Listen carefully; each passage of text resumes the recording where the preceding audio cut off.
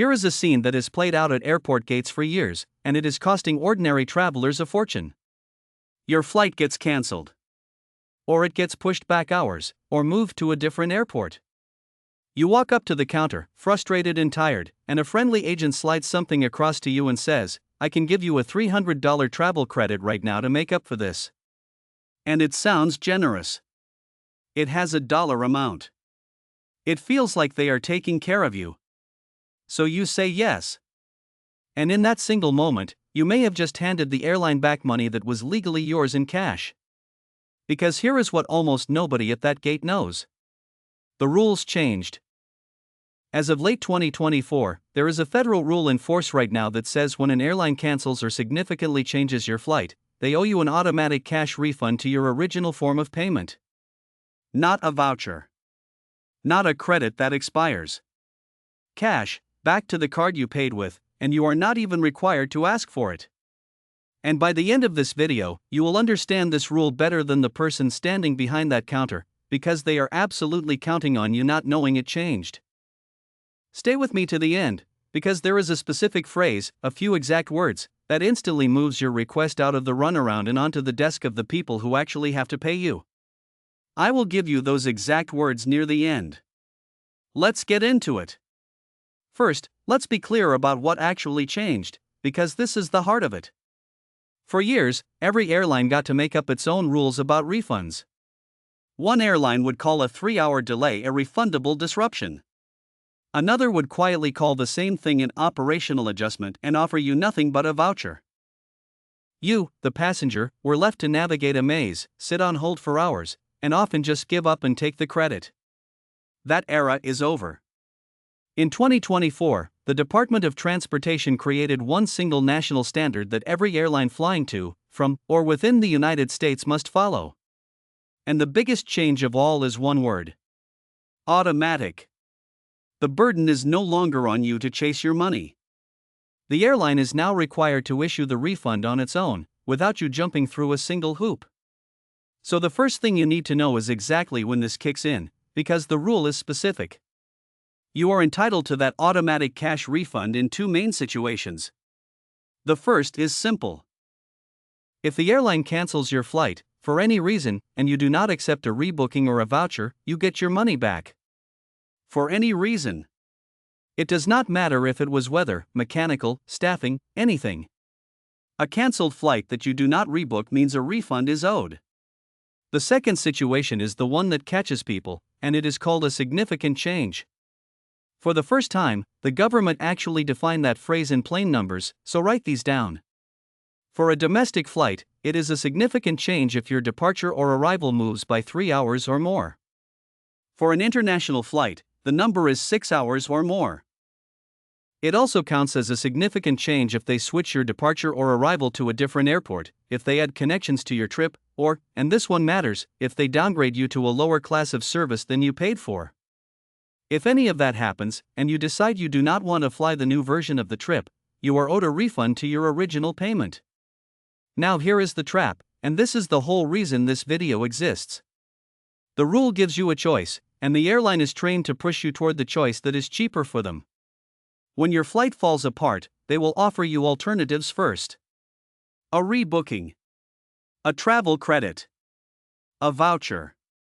Frequent flyer miles. And here is the key thing to understand. If you accept any of those, you have given up your right to the cash refund. The refund becomes automatic only when you decline what they are offering. So that friendly $300 credit is not a gift on top of your rights. It is the thing they hope you take instead of your rights. You are allowed to say no. You can simply say, "I don't want a voucher or a credit. I'd like the refund to my original form of payment." That sentence protects your money. The third thing you need to know is that this is not only about the ticket price. The rule reaches further than most people realize. If you paid extra for a service and the airline failed to deliver it, that fee is refundable too. Paid for a specific seat and got moved? That fee comes back. Paid for in-flight Wi-Fi that did not work? Refundable. Paid to check a bag and that bag was significantly delayed, meaning more than 12 hours after a domestic flight? You are owed that checked bag fee back. These are the small charges people never think to reclaim, and they add up.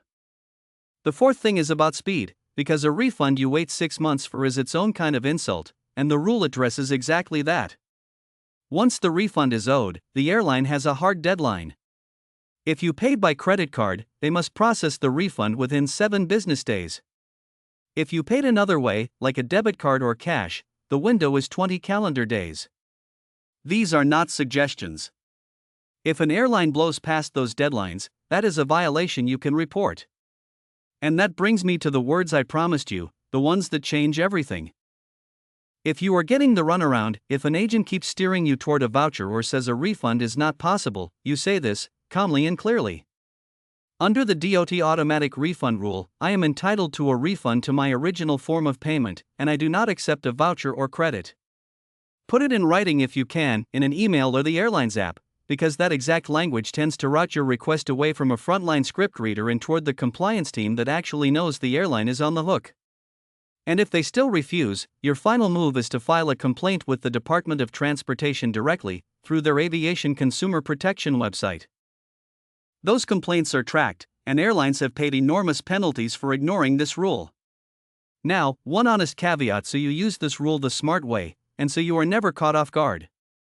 This rule gives you your ticket money back. It does not, by itself, force the airline to pay for your hotel, your meals, or cash compensation for your lost time. Many airlines have made separate promises to cover those things for delays within their control, and you can check those on the government's flightrights.gov site, but that is a different protection from the refund itself.